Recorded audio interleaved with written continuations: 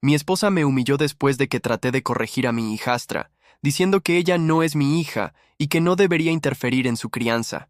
Solo sonreí y dije, está bien. Antes de continuar la historia, déjanos saber en los comentarios desde qué ciudad nos estás viendo. No olvides suscribirte al canal, presiona la campana de notificaciones para que no te pierdas más historias y deja tu like en el video. Te cuento esta historia porque a veces la vida te sorprende de maneras que nunca esperas. Tengo 46 años, construí mi negocio de plomería desde cero, soy dueño de mi casa completamente y pensé que tenía la vida resuelta. Entonces la conocí.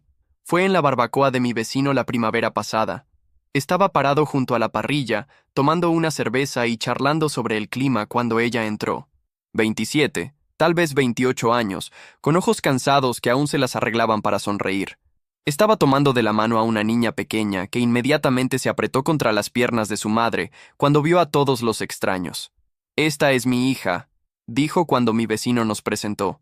La niña no podía tener más de 6 años, todo ojos grandes y marrones y cabello enredado, espiándome detrás de los jeans de su mamá como si fuera a morderla. Su mamá trabajaba medio tiempo en el restaurante local.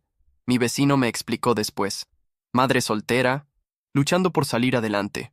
El padre había desaparecido cuando la niña apenas caminaba, enviando tal vez $50 de vez en cuando lo atacaba la culpa, lo cual no era muy seguido. Las observé toda la tarde. La niña se mantuvo pegada al lado de su madre, susurrando preguntas que hacían que su mamá se agachara y respondiera pacientemente cada vez.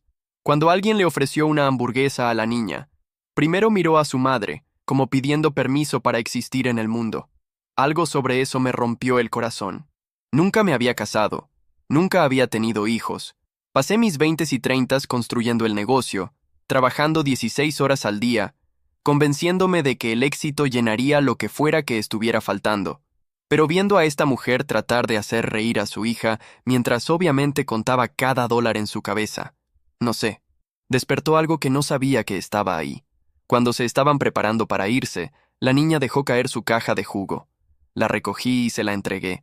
Y por solo un segundo, esos enormes ojos se encontraron con los míos. «Gracias», susurró, tan silenciosamente que casi no lo escuché. «De nada, cariño», le dije, y su madre me dio una mirada que no pude descifrar completamente. Agradecida, tal vez. O solo sorprendida de que alguien notara que su hija era más que un mueble. Me encontré preguntando a mi vecino sobre ellas la siguiente semana. No preguntas obvias, solo menciones casuales. Resultó que vivían en un apartamento estrecho al otro lado de la ciudad, y ella estaba trabajando turnos dobles cuando podía conseguirlos, tratando de mantener comida en la mesa y las luces encendidas. La niña era inteligente como un látigo, dijo mi vecino. Ya leía libros de capítulos, hacía preguntas que confundirían a adultos, pero tímida como nada, probablemente por mudarse tanto, nunca sabiendo si la renta del próximo mes se materializaría. Empecé a pensar en ellas más de lo que debería. En esa niña que pidió permiso para comer, que susurró gracias como si las palabras costaran dinero. En su madre, que parecía cargar el peso del mundo pero aún tenía tiempo para responder cada pregunta con una paciencia que rara vez he visto. 3 semanas después, me topé con ellas en la tienda de comestibles. La niña estaba ayudando a contar artículos en el carrito, y pude verlas haciendo matemáticas en sus cabezas, asegurándose de mantenerse bajo presupuesto. Cuando me vieron, la niña aún se escondió, pero no tanto esta vez. «¿Cómo están, señoritas?», pregunté. «Estamos bien», dijo su madre, pero pude ver el agotamiento en sus hombros, la forma en que estaba calculando mentalmente si podía permitirse el cereal de marca en su carrito. Ahí fue cuando tomé una decisión que cambiaría todo. 8 meses de cortejo lento lo cambió todo entre nosotros. Citas para tomar café mientras su hija estaba en la escuela, cenas familiares donde aprendí a hacer conversación con una niña de 7 años que gradualmente se estaba acostumbrando a mí. Fui cuidadoso, paciente. Esto no se trataba solo de conquistar a una mujer. Había una niña involucrada y sabía mejor que apurarme en su mundo cuidadosamente protegido. Entonces llegó la llamada que cambió todo. Estaba debajo del fregadero de la cocina de la señora Patterson, luchando con una conexión de tubería obstinada, cuando sonó mi teléfono. Número desconocido, pero algo me hizo contestar de todos modos. «¿Es usted?». La voz estaba apurada, profesional. Una enfermera escolar resultó. «Tenemos a su hija aquí en la oficina de la enfermera». «¿Mi hija?». Me senté tan rápido que me golpeé la cabeza con el gabinete. Creo que tiene el número equivocado. Usted está listado como su contacto de emergencia. Se cayó durante el recreo y no podemos localizar a su madre en el trabajo. Ahí fue cuando hizo clic. De alguna manera, sin decirme, ella me había agregado a los registros escolares de su hija. Como contacto de emergencia. Como alguien en quien se podía confiar con la cosa más preciosa en su mundo. Dejé todo y manejé a la escuela, mi corazón martillando todo el camino. ¿Y si era serio? ¿Y si la niña estaba gravemente herida? ¿Y si su madre no podía perdonarme por no ser lo suficientemente rápido? La encontré en la oficina de la enfermera, sentada en la mesa de examen con lágrimas corriendo por su cara. Su rodilla estaba raspada en carne viva y tenía tierra incrustada en sus palmas de donde había tratado de agarrarse. «Hola, cariño», le dije suavemente, de la manera que había aprendido que respondía mejor. «Escuché que te caíste», asintió, hipando para contener nuevas lágrimas. La enfermera explicó que se había tropezado durante el juego de la traes y necesitaba que las heridas fueran limpiadas y vendadas. Nada serio pero doloroso para una niña de 7 años. Me arrodillé junto a la mesa y le extendí mi mano. La tomó sin dudarlo, lo que me sorprendió. Usualmente aún era cautelosa, aún probando si yo era seguro. Esto podría picar un poco, advertí mientras ayudaba a la enfermera a limpiar el raspón. Apretó mi mano fuerte pero no hizo ningún sonido. Niña valiente. Mientras aplicaba el vendaje, siendo extra gentil alrededor de los bordes, me miró con esos enormes ojos marrones y dijo algo que paró mi mundo completamente. «Gracias, papi». La palabra me golpeó como un golpe físico. Papi.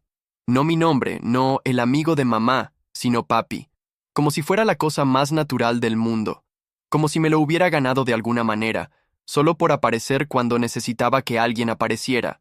La enfermera fingió no notar las lágrimas en mis ojos mientras terminaba el vendaje.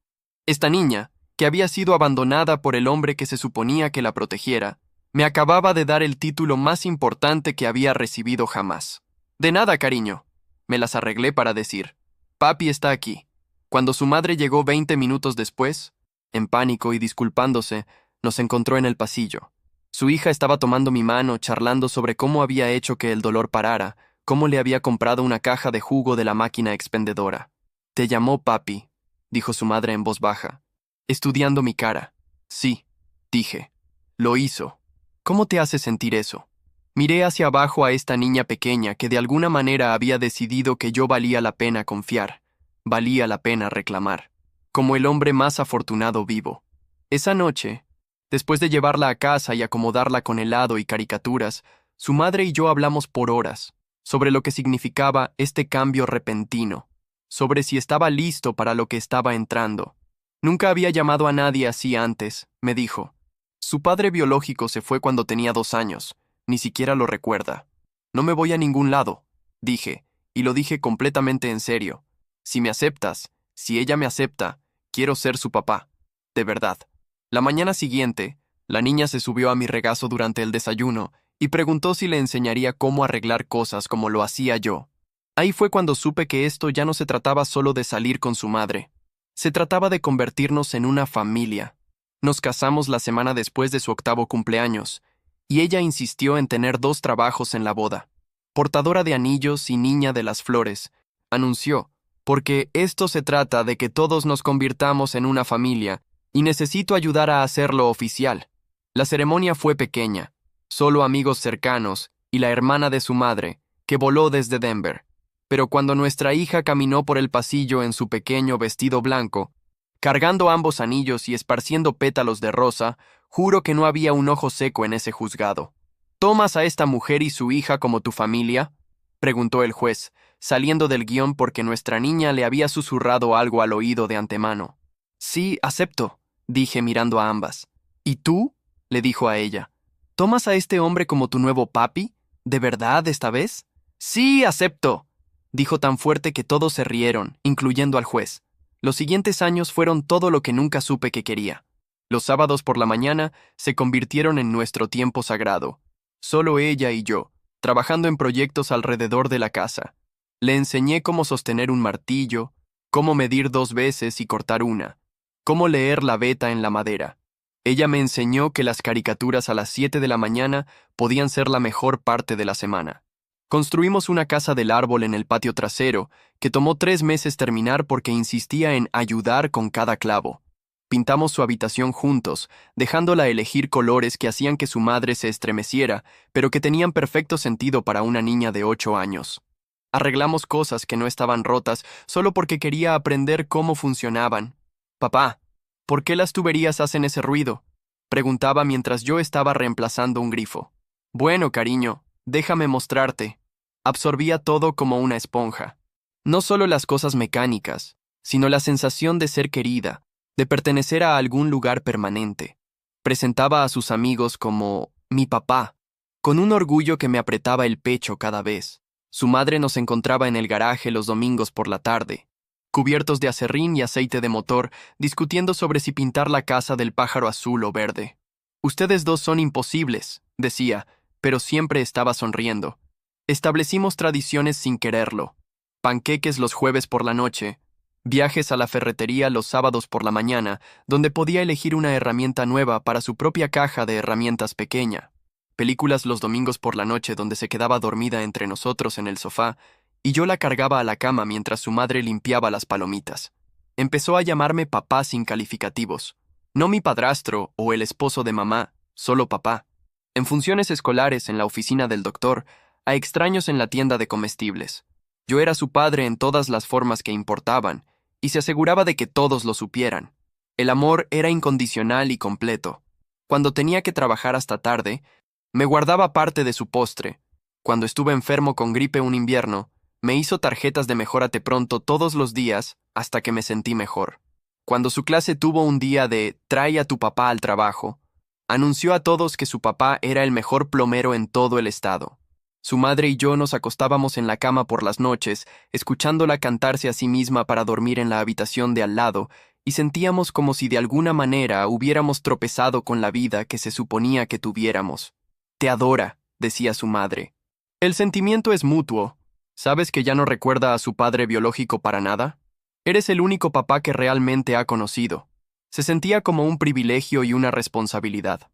Esta niña me había elegido, confiado en mí con todo su corazón, y me juré a mí mismo todos los días que nunca la decepcionaría.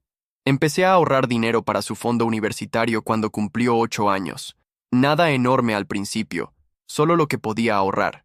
Pero mientras el negocio crecía y tomaba trabajos más grandes, contribuía más.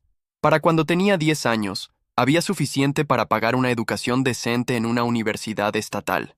Para el futuro de nuestra niña, le decía a su madre cuando le mostraba los estados de cuenta. Nuestra niña, repetía, y me besaba como si le hubiera dado el mundo. Mirando hacia atrás ahora, esos fueron los años dorados, puros y simples y perfectos a su manera.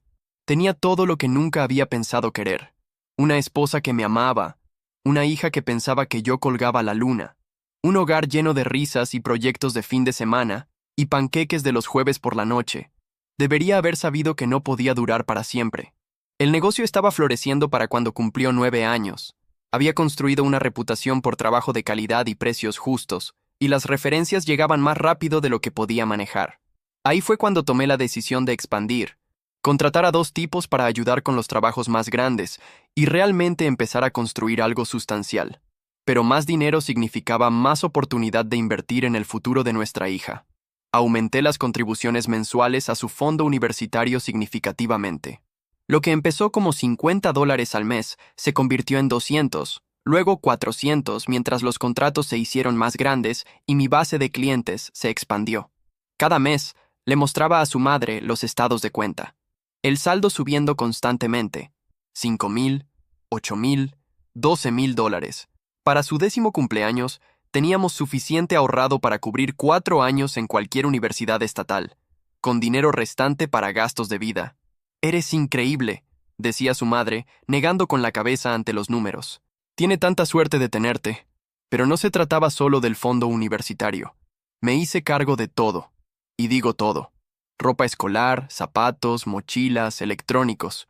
Cuando necesitó lentes en 4º grado, programé la cita, me senté durante el examen, y la dejé elegir marcos que costaban el doble de lo que deberían porque le encantaron los brillantes. Su seguro médico era a través del plan de mi negocio, trabajo dental, chequeos anuales, esa visita a emergencias cuando se rompió la muñeca patinando.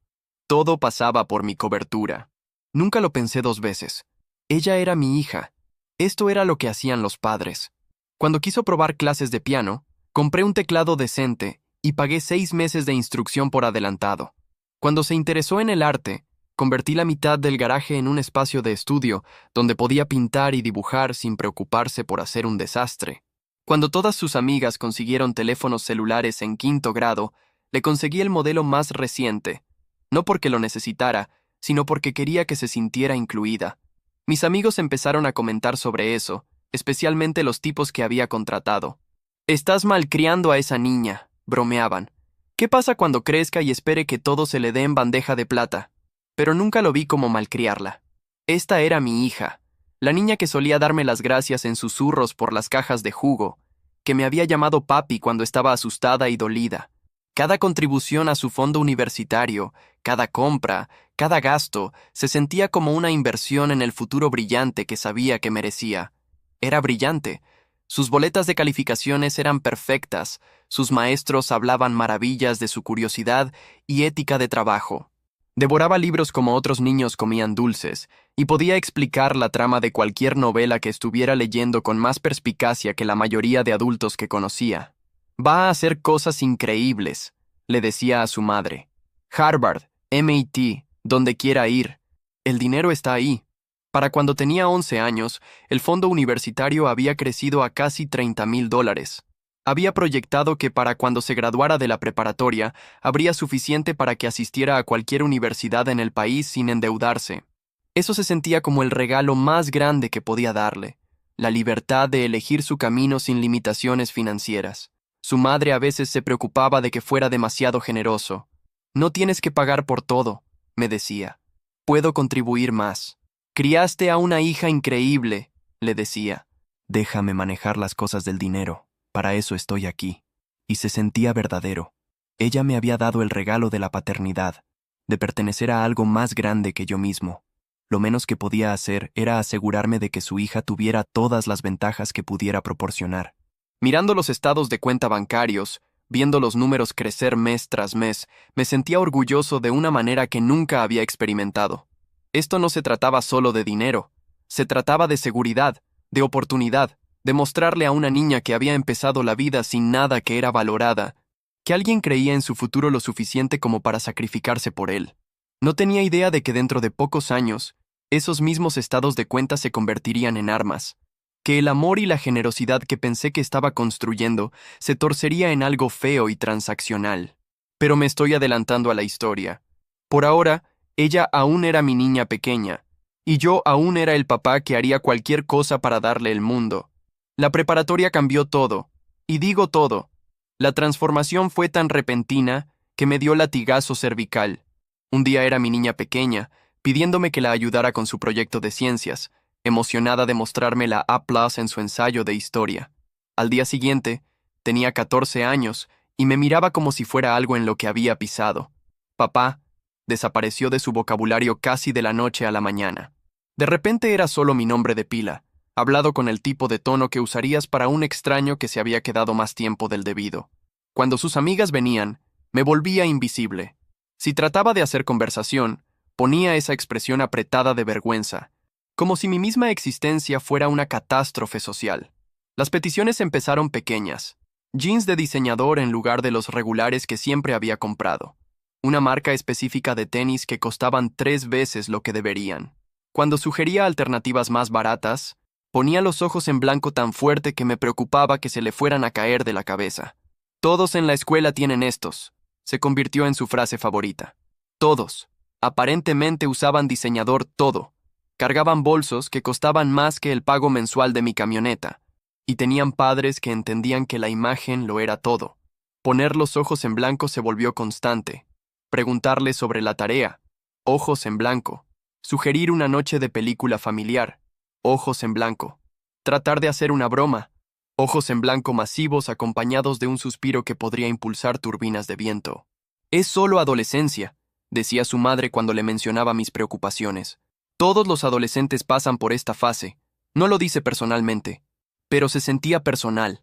Esta era la niña que solía guardarme la mitad de su galleta, que corría a la puerta cuando llegaba a casa del trabajo, que me había llamado el mejor papá del mundo. Ahora actuaba como si ser vista conmigo en público fuera una forma de castigo cruel e inusual. Los proyectos de los sábados por la mañana pararon. Cuando sugería trabajar en algo juntos, me miraba como si le hubiera pedido que comiera tierra. Estoy ocupada, decía. Luego pasaba todo el día en su teléfono, mandando mensajes a amigas cuyos nombres no era lo suficientemente genial para conocer. Sus amigas también eran diferentes ahora. Se habían ido las niñas dulces que habían jugado en nuestro patio trasero y me llamaban señor papá. Estas nuevas amigas me miraban con desdén apenas oculto, susurrándose entre ellas cuando pensaban que no podía escuchar, riéndose de bromas privadas que de alguna manera siempre parecían ser a mis expensas. ¿Puedes dejarme en la esquina?, preguntaba cuando ofrecía llevarlas a la escuela. Puedo caminar desde ahí. La esquina estaba a 3 cuadras. Literalmente le daba vergüenza que la vieran bajándose de mi camioneta. Ir de compras se volvió una pesadilla. Todo lo que sugería era asqueroso, o anticuado, o no lo que usa la gente normal. Las marcas que quería costaban una fortuna, pero cuando trataba de poner límites razonables, se lanzaba a comparaciones con las familias de sus amigas. El padrastro de Katie le compró todo el outfit y ni siquiera es su papá de verdad, decía, el énfasis en de verdad golpeando como una bofetada. Yo soy tu papá de verdad, le recordaba. Ya sabes a qué me refiero. Pero empezaba a preguntarme si sabía a qué se refería. ¿Era solo un sustituto? ¿Una fuente conveniente de financiamiento hasta que llegara algo mejor? El amor incondicional que había definido nuestra relación durante 6 años parecía haberse evaporado de la noche a la mañana. Su madre siguió poniendo excusas. Está tratando de descubrir su identidad. Es rebelión adolescente normal. Se le va a pasar. Pero en privado, empecé a preguntarme si esta era quien realmente era. Y la niña dulce había sido la fase. La peor parte era el comportamiento público. En restaurantes, se sentaba lo más lejos posible de mí, audífonos puestos, actuando como si fuéramos extraños que habían sido sentados juntos al azar. En eventos escolares, fingía no verme saludar, o me daba el mínimo reconocimiento antes de apurarse con sus amigas. Seguí intentando. Seguí ofreciendo ayudar con la tarea, llevarla a lugares, pasar tiempo juntos. Pero cada intento fue recibido con irritación apenas oculta, como si mi deseo de mantener nuestra relación fuera algún tipo de falla personal de mi parte. Solo está creciendo, decía su madre. Esto es lo que pasa cuando los niños se vuelven adolescentes. Pero viéndola reír y bromear fácilmente con sus amigas, viéndola iluminarse cuando hablaba de las familias de sus compañeras de clase, empecé a darme cuenta de que el problema no era la adolescencia. El problema era yo. De alguna manera, me había convertido en el enemigo en mi propia casa. Su 16º cumpleaños se suponía que fuera especial.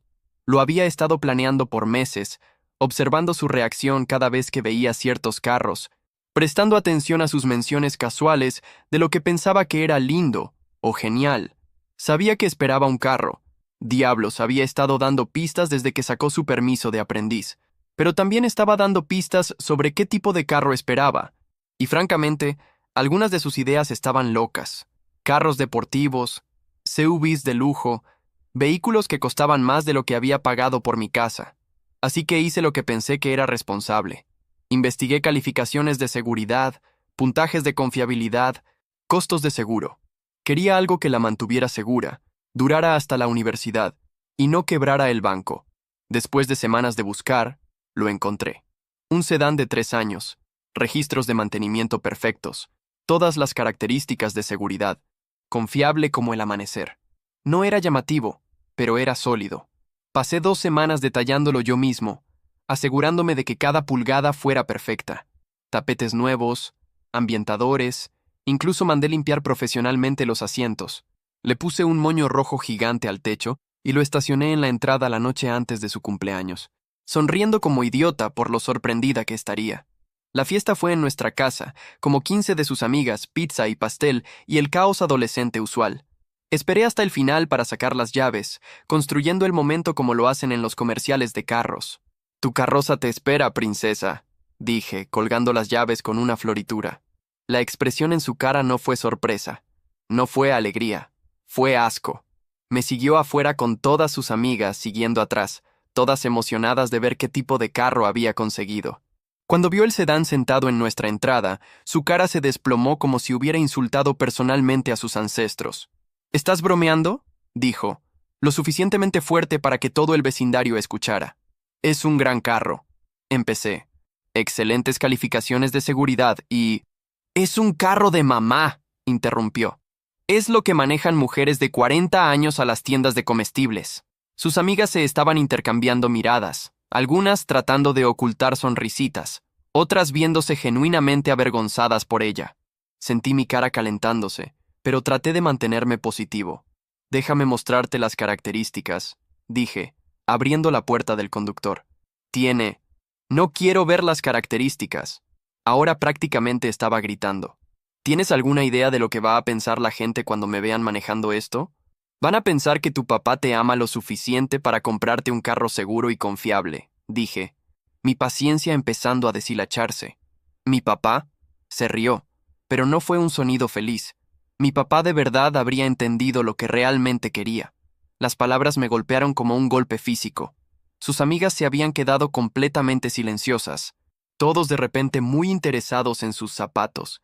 Incluso el perro del vecino parecía sentir la tensión y dejó de ladrar. Yo soy tu papá de verdad, dije en voz baja, y te compré un carro que te mantenga segura. Eres el esposo de mi madre, dijo, cada palabra cuidadosamente elegida para cortar lo más profundo posible. Y me compraste algo vergonzoso porque eres tacaño y no entiendes nada sobre lo que importa. Su madre finalmente intervino, pero no de la manera que esperaba. En lugar de defenderme o recordarle a su hija sobre el respeto y la gratitud, puso su brazo alrededor de la niña y dijo, «Cariño, tal vez deberías tratar de ver las cosas desde su perspectiva. Su perspectiva. Como si fuera algún extraño cuyos sentimientos podrían valer la pena considerar, en lugar del hombre que había sido su padre por 8 años. No puedo creer esto», dijo, regresando furiosa hacia la casa. «Todos los demás consiguen carros de verdad, y yo consigo algo del estacionamiento de un centro de ancianos». La fiesta murió después de eso. Sus amigas pusieron excusas incómodas y se fueron temprano, y pasó el resto de la noche encerrada en su cuarto, enviando mensajes furiosos sobre su regalo terrible y vergonzoso. Me senté en ese carro por 1 hora después de que todos se fueron, mirando el moño que empezaba a soltarse, pensando en todas las horas que había pasado investigando y comprando y limpiando, tratando de encontrar algo perfecto para mi hija. Esa noche más tarde, su madre me encontró en el garaje, fingiendo organizar herramientas que ya había organizado 2 veces. «Se va a calmar», dijo. «Solo está decepcionada. Ya sabes cómo pueden ser las adolescentes sobre las apariencias». «Me llamó el esposo de su madre», dije. «No su padrastro, no su papá, el esposo de su madre». «No lo decía en serio». «Sí», dije, sin creerlo ni por un segundo. Sí lo decía en serio. El carro se quedó en nuestra entrada por 3 días antes de que finalmente accediera a manejarlo, y solo porque su madre la obligó. Incluso entonces, lo estacionaba en la esquina de la escuela y caminaba la última cuadra, demasiado avergonzada para dejar que alguien la viera saliendo de él. Ahí fue cuando empecé a entender que nada de lo que hiciera sería suficiente. Ya no era su padre, solo era el tipo que pagaba por cosas, y aparentemente ni siquiera estaba haciendo eso bien. La cena que terminó todo sucedió en el asador local, el tipo de lugar donde había estado llevando clientes de negocios por años. Mi capataz y su esposa estaban celebrando su aniversario, y nos habían invitado a acompañarlos junto con otra pareja del vecindario. Debería haber sido una noche agradable. Buena comida, buena compañía, conversación casual sobre trabajo y familia y planes de fin de semana. Me estaba sintiendo relajado por primera vez en meses, realmente disfrutando cuando el tema de la universidad salió. «Nuestro mayor empieza en la universidad estatal en el otoño», decía el vecino. «Gracias a Dios por la matrícula dentro del estado, ¿verdad? Incluso con becas nos va a costar una fortuna». «No me digas», estuvo de acuerdo mi capataz. «Hemos estado ahorrando desde que nuestra hija nació, y aún vamos a estar comiendo ramen por 4 años. Ahí fue cuando cometí mi error. Me sentí orgulloso, quería compartir lo que había logrado. Hemos tenido suerte», dije. «He estado ahorrando desde que tenía 8 años, así que tiene suficiente para educación completa en cualquier universidad estatal. No tendrá que preocuparse por préstamos ni nada». La mesa se quedó silenciosa. No el silencio cómodo de gente pensando en lo que había dicho, sino el silencio incómodo de gente de repente preguntándose si se habían perdido algo importante. Ahí fue cuando ella apareció. No sé de dónde vino. Un segundo estábamos cenando. Al siguiente segundo estaba parada junto a nuestra mesa como algún ángel vengador adolescente, su cara enrojecida de emoción. ¿Les dijiste sobre Princeton?, anunció, su voz llevándose por todo el restaurante. Porque entré. Admisión temprana. El silencio en nuestra mesa se volvió completo. La esposa de mi capataz literalmente puso su tenedor. El vecino miró de un lado a otro entre ella y yo como si estuviera viendo un partido de tenis. ¿Princeton?, dije, mi cerebro luchando por alcanzar. ¿Cuándo aplicaste a Princeton? Mamá me ayudó con la aplicación el otoño pasado, dijo, prácticamente brillando de triunfo.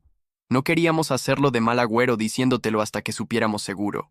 Miré a través del restaurante a donde su madre estaba sentada en una mesa con sus amigas del club de lectura, todas las cuales ahora estaban mirando nuestra mesa con expresiones que no pude descifrar completamente. Cariño, dije cuidadosamente, consciente de que la mitad del restaurante estaba escuchando. Princeton cuesta como $60,000 al año. No hemos discutido. ¿Y qué?, interrumpió. Eso es lo que cuesta la universidad ahora. Todo mundo sabe eso.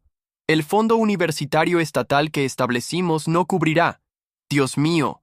Su voz subió otra octava. ¿En serio me vas a dar una conferencia sobre dinero ahora mismo? ¿Enfrente de todos? Mi capataz estaba estudiando su bistec como si contuviera los secretos del universo. Su esposa estaba haciendo contacto visual significativo con la esposa del vecino. Toda la situación se estaba saliendo de control y podía sentir todos los ojos del restaurante en nosotros. Esta no es una conferencia, dije, tratando de mantener mi voz nivelada. Esta es una conversación que deberíamos haber tenido en casa, en privado, antes de que hicieras cualquier compromiso. ¿Compromisos? Se rió, pero fue cortante y feo. El compromiso es entrar a una escuela de la Liga Ivy. El compromiso es realmente hacer algo de mí misma en lugar de conformarme con algún plan de respaldo barato. Las universidades estatales en este sistema son excelentes, dije. Y son para lo que planeamos. Tú planeaste, respondió. Nadie te pidió que planearas nada. Ni siquiera eres mi padre de verdad. El restaurante se había quedado en silencio mortal. Incluso el ruido de la cocina parecía silenciado. Podía sentir mi cara ardiendo. Podía ver a nuestros compañeros de cena mirando a cualquier lado menos a nosotros.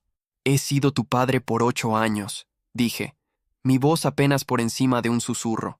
Has sido alguien que paga por cosas, dijo, cada palabra cuidadosamente enunciada para máximo impacto. Eso no te hace mi papá.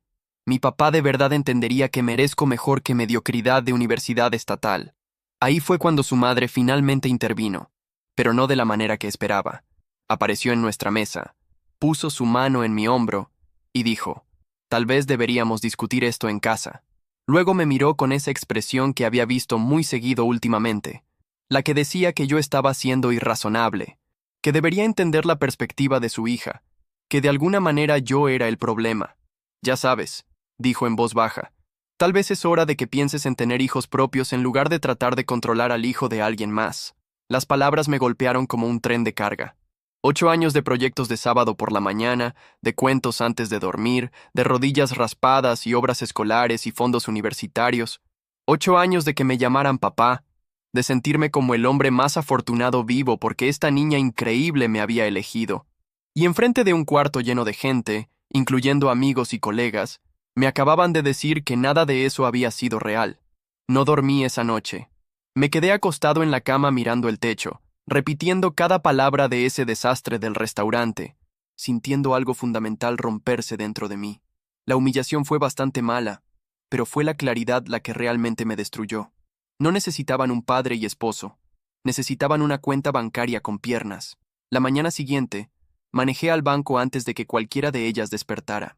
El fondo universitario que había tomado 8 años construir, que había crecido a $47,000, se transfirió a mi cuenta de retiro en 10 minutos. Así de simple, sus sueños de Princeton se convirtieron en mi seguridad futura. Luego fui a ver al abogado. Para cuando se dieron cuenta de lo que estaba pasando, los papeles de divorcio ya estaban presentados. Llegué a casa esa noche para encontrarlas a ambas en la cocina, la cara de su madre roja de llorar, su hija viéndose como si alguien hubiera robado la Navidad. No puedes hablar en serio, dijo su madre antes de que ni siquiera pasara por la puerta. ¿Vas a terminar nuestro matrimonio por un berrinche adolescente? Estoy terminando nuestro matrimonio porque finalmente entiendo lo que realmente soy para ustedes, dije, poniendo mis llaves en el mostrador por lo que sabía sería la última vez. Soy una cartera. Eso es todo. Eso no es verdad, protestó. Te amamos. Aman lo que proporciono, corregí. Hay una diferencia. Su hija estaba parada en la entrada, brazos cruzados, esa mirada familiar de desafío en su cara. Pero debajo de eso, podía ver algo más ahora. Pánico.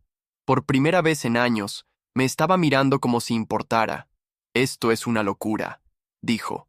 No puedes simplemente irte porque entré a una buena escuela. No me voy porque entraste a Princeton, dije. Me voy porque anoche dejaste cristalino que no soy tu padre. Solo soy algún tipo que ha estado pagando tus cuentas. No quise decir. Sí lo quisiste decir. Saqué el estado de cuenta bancario mostrando el fondo universitario cerrado. ¿Y sabes qué? Tienes razón, no soy tu padre biológico, así que terminé de fingir que lo soy. Su madre agarró el papel, su cara poniéndose blanca al ver el saldo cero. ¿Te llevaste su dinero universitario? Me llevé mi dinero de vuelta, dije. El dinero que ahorré para la educación de mi hija. Como ha dejado claro que no soy su padre, y tú has dejado claro que ella no es mi hija, ese dinero me pertenece. Pero ella necesita que su padre de verdad dé un paso adelante, interrumpí. El que habría entendido sobre Princeton. ¿Dónde está, por cierto? ¿Aún enviando esos pagos de culpa de $50 2 veces al año? El silencio se extendió entre nosotros como un abismo. Finalmente, su hija habló, y por primera vez en años, su voz fue pequeña en lugar de demandante. No podemos pagar Princeton sin ese dinero. Ese ya no es mi problema, dije. Has pasado 2 años tratándome como ayuda contratada. Bueno, felicidades. Acabas de despedir a la ayuda. Por favor, dijo su madre, alcanzando mi brazo. No hagas esto. Te necesitamos. No, necesitan mi cuenta bancaria.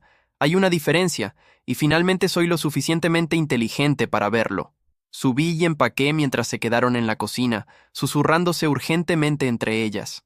Podía escuchar fragmentos de su conversación. Discusiones sobre préstamos, sobre tal vez su padre biológico podría ayudar, sobre cómo podrían arreglar esto. Cuando bajé de nuevo con mi maleta, su hija estaba llorando lágrimas reales por primera vez desde que tenía 12 años. Lo siento, dijo. No quise decir lo que dije sobre que no eres mi papá de verdad. Sí lo quisiste decir, dije gentilmente. ¿Y sabes qué? Tal vez tenías razón. Tal vez solo estuve jugando a la casita todos estos años, pensando que podía comprar mi entrada a ser el padre de alguien. Eso no es verdad, dijo su madre desesperadamente. Eres su padre. La criaste. Pagué sus gastos, corregí. Aparentemente hay una diferencia, y ella tiene edad suficiente para entender cuál es esa diferencia. Miré a esta niña que una vez me había llamado papi, que había tomado mi mano cuando estaba asustada, que me había guardado la mitad de sus galletas. Ahora tenía 16 años, casi una adulta, y había hecho sus elecciones sobre quién era yo en su vida. Buena suerte con Princeton, dije. Espero que tu padre de verdad aparezca por ti. Lo último que escuché mientras cerraba la puerta detrás de mí fue a su madre diciendo, podemos arreglar esto, solo necesitamos descubrir cómo traerlo de vuelta. No, cómo hacer esto bien. No, cómo mostrarle que lo amamos. Cómo traerme de vuelta. Como si fuera una tarjeta de crédito perdida que necesitaban reemplazar. Me mudé a una casa de renta al otro lado de la ciudad esa noche. Ordené pizza, y dormí mejor de lo que había dormido en meses. Por primera vez en años, nadie me estaba poniendo los ojos en blanco. Nadie estaba demandando diseñador nada. Nadie me estaba tratando como una inconveniencia en mi propia casa. La mañana siguiente, cambié todos mis beneficiarios, las quité de mis pólizas de seguro, y empecé a construir una vida que no girara alrededor de ser el cajero automático de alguien. Se sintió como despertar de un sueño muy caro. 5 años de libertad cambió todo sobre mi vida, y digo todo de la mejor manera. El negocio explotó una vez que pude enfocarme en él completamente.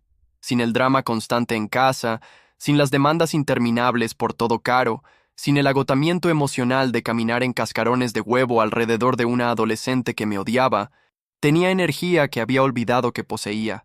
Contraté a 2 tipos más, compré un segundo camión, empecé a licitar contratos comerciales. Los ingresos constantes que había estado vertiendo en ropa de diseñador y fondos universitarios para alguien que me veía como un cajero automático ambulante, ese dinero se fue a expandir el negocio en su lugar. Actualizaciones de equipo, marketing, mejor seguro, planes de participación de ganancias para mis empleados.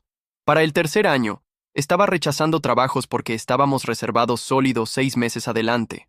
Para el quinto año, era dueño de 4 camiones, empleaba a 8 personas y tenía contratistas llamándome en lugar de al revés.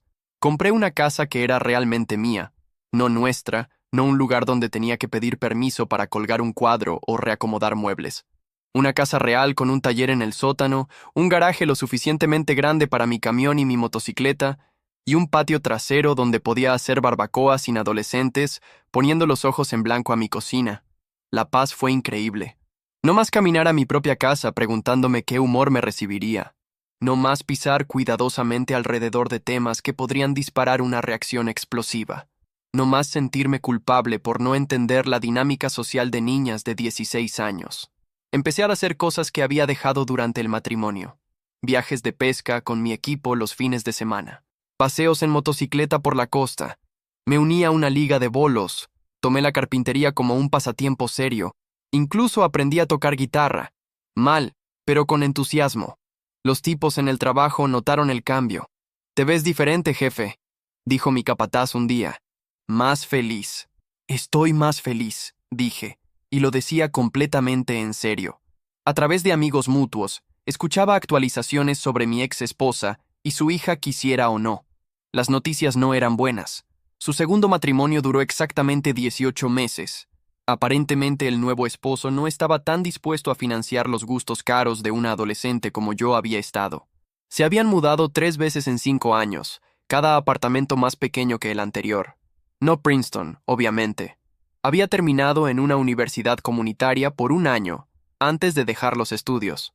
Varios trabajos de medio tiempo, ninguno durando más de pocos meses. El carro que le había comprado había sido embargado cuando no pudieron hacer los pagos. Mi ex esposa pasó por una serie de novios, cada uno prometiendo ser la respuesta a sus problemas financieros, cada uno durando justo lo suficiente para descubrir a qué se estaba apuntando antes de desaparecer. «Preguntan por ti a veces», mencionó mi vecino durante una de estas actualizaciones no deseadas. «Se preguntan cómo estás». «Estoy seguro de que sí», dije secamente, pero ya no estaba amargado, lo que me sorprendió. La ira se había desvanecido en algo más cercano al alivio. Había esquivado una bala muy cara, muy emocionalmente dañina. En lugar de continuar vertiendo dinero y energía en gente que me veía como un recurso para ser explotado, había invertido en mí mismo y mi futuro. Mi cuenta de retiro estaba más saludable de lo que había estado jamás. La casa se pagó temprano. El negocio estaba generando suficiente ingreso pasivo que probablemente podría venderlo y retirarme cómodamente a los 55 si quisiera. Más importante, había aprendido a reconocer mi propio valor. No era solo una cartera con piernas. Era un hombre de negocios exitoso, un buen amigo, un hombre decente que merecía respeto en sus propias relaciones. La persona correcta vería eso. Las personas equivocadas habían probado que no podían. Las citas también eran diferentes ahora. Era cauteloso sobre madres solteras, obviamente, pero había aprendido a detectar las señales de advertencia temprano. Mujeres que hablaban constantemente sobre sus problemas financieros, que esperaban regalos caros temprano en la relación, que hacían comentarios sobre lo que sus exesposos deberían estar pagando.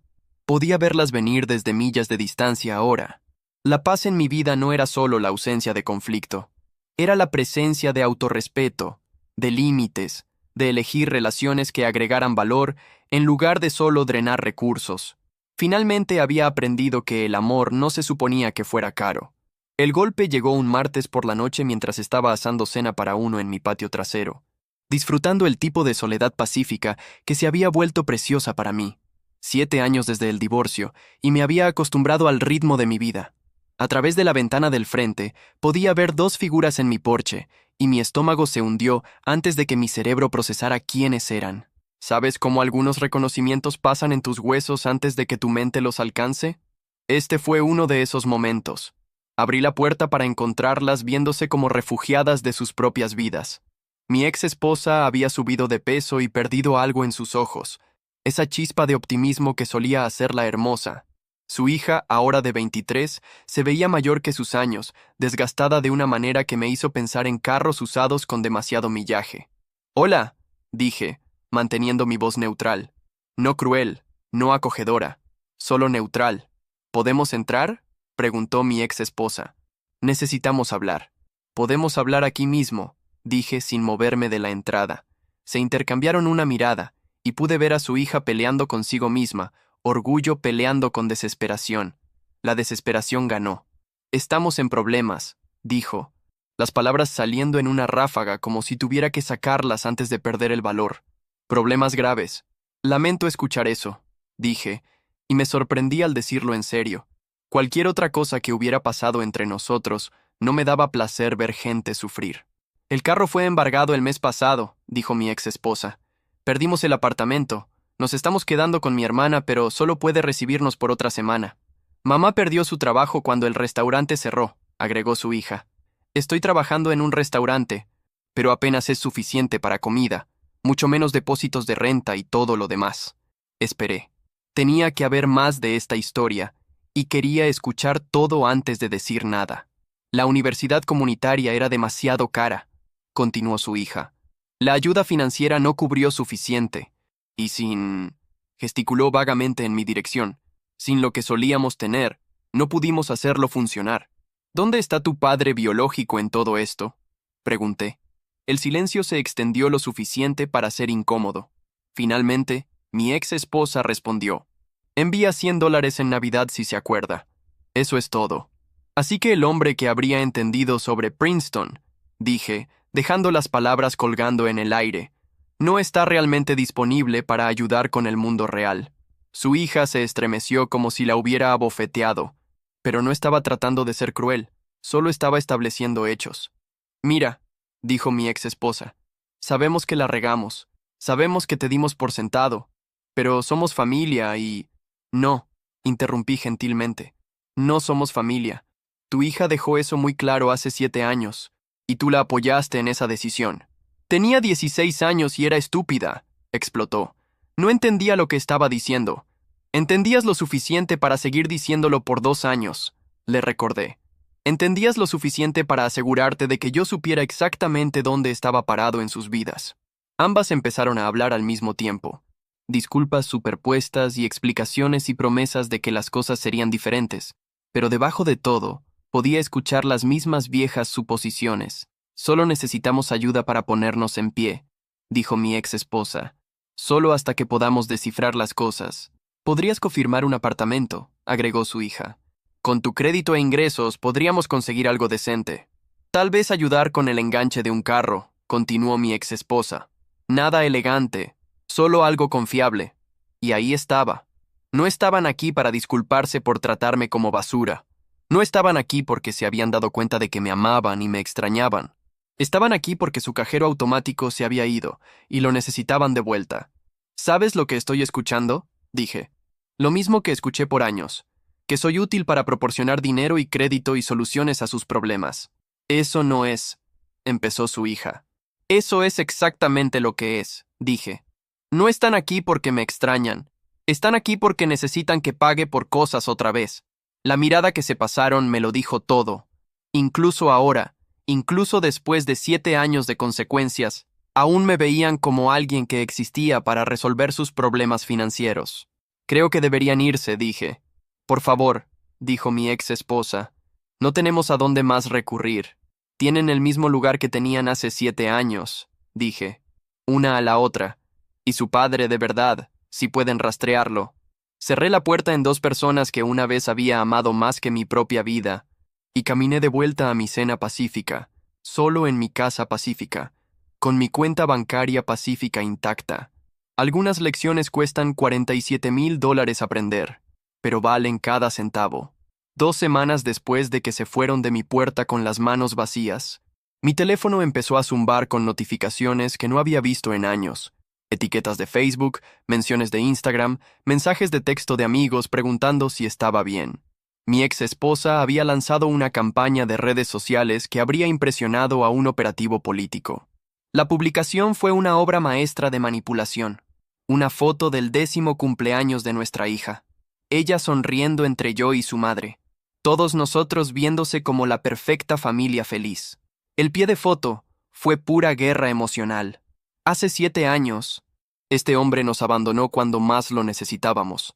Abandonó a la hija que decía amar solo porque fue aceptada en la escuela de sus sueños. Ahora estamos sin hogar y luchando, y ni siquiera contesta nuestras llamadas. Algunas personas solo te aman cuando es conveniente. En horas, tenía docenas de compartidas y cientos de comentarios. Amigos, familiares, gente que apenas conocía opinando con su indignación por mi aparente falta de corazón. ¿Cómo pudiste abandonar a una niña que criaste? Esa pobre niña debe estar devastada. Hombres como este dan mala fama a los padres. Mi teléfono sonó constantemente. Mi hermana llamó, mi socio de negocios llamó, incluso mi pastor llamó.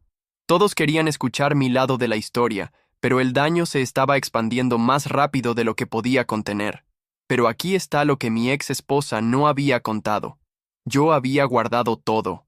8 años de matrimonio con alguien que te ve como una cartera ambulante te enseña a documentar cosas. Estados de cuenta bancarios mostrando cada contribución a ese fondo universitario. Capturas de pantalla de mensajes de texto demandando ropa de diseñador y regalos caros. Fotos del carro que había rechazado tan públicamente. Registros de cada pago de matrícula, cada cuenta médica, cada gasto que había cubierto. Y más importante, tenía testigos, gente que había estado ahí para la humillación del restaurante, amigos que la habían escuchado llamarme no su padre de verdad, más veces de las que podían contar. Así que hice un video. No una perorata enojada, no una súplica emocional por simpatía, solo hechos, presentados calmada y claramente, con documentación para cada afirmación. Me senté en mi oficina en casa, miré directamente a la cámara y dije la verdad.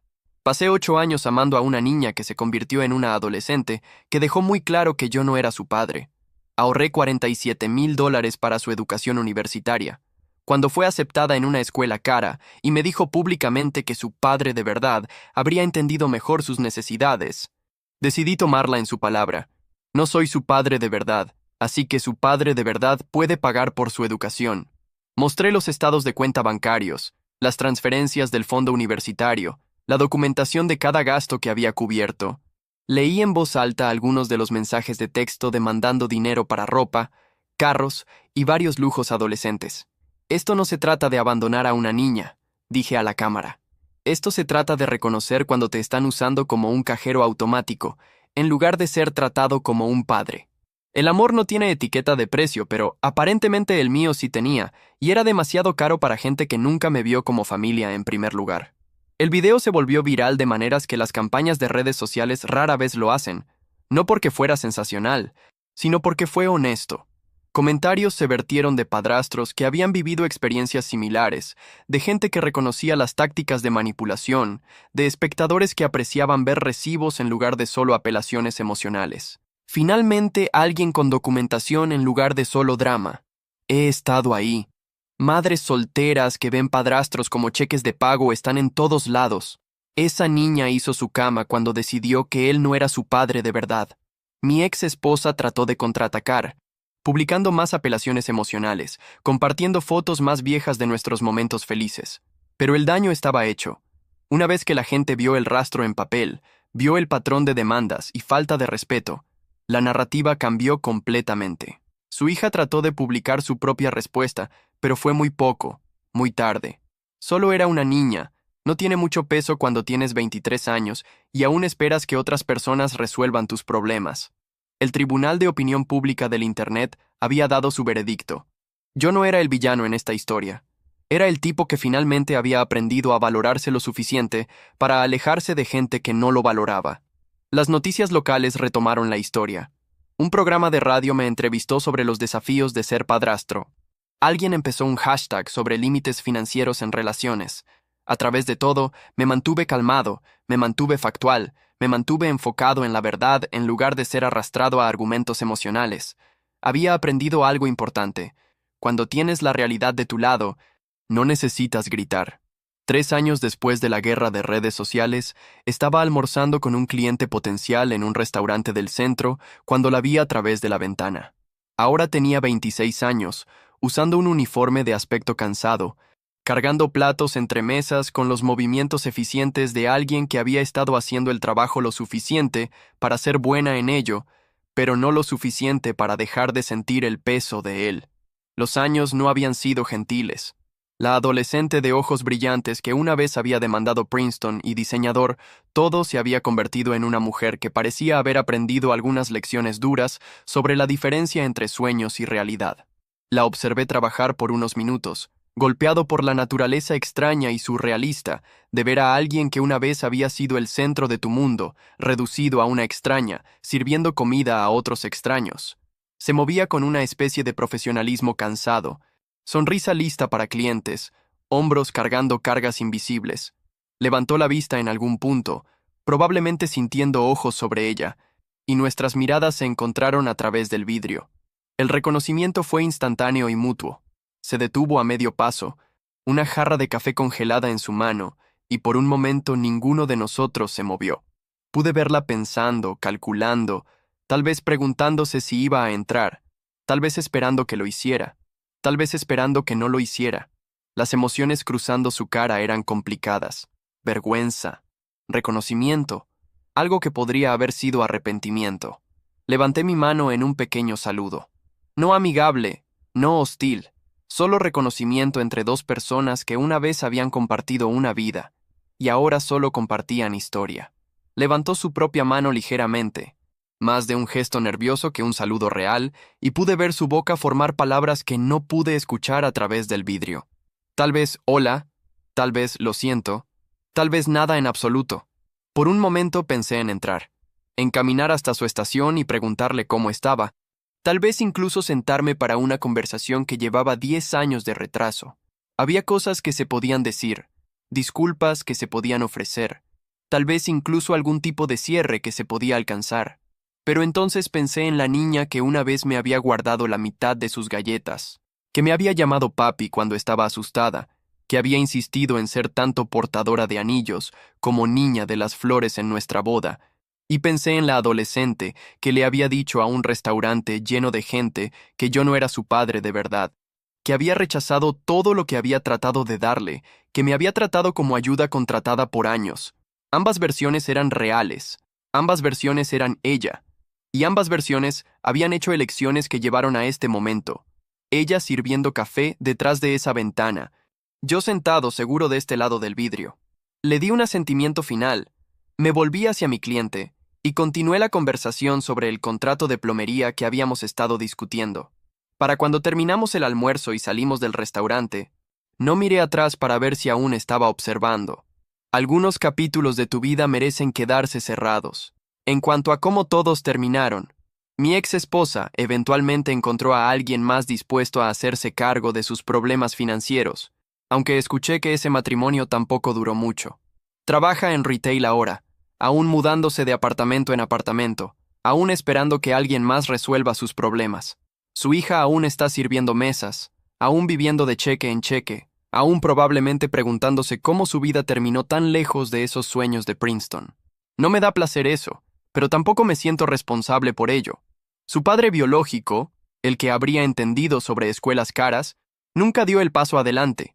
Aún envía dinero de culpa ocasional, aún las decepciona regularmente, aún recibe más crédito por no hacer nada de lo que yo jamás recibí por hacer todo. En cuanto a mí, ahora tengo 53 años, el negocio está mejor que nunca, y duermo pacíficamente cada noche en una casa donde soy valorado por quien soy, no por lo que puedo proporcionar. Eventualmente conocí a alguien que me ve como un compañero, no como un cajero automático, y aprendí cómo se siente ser amado en lugar de usado.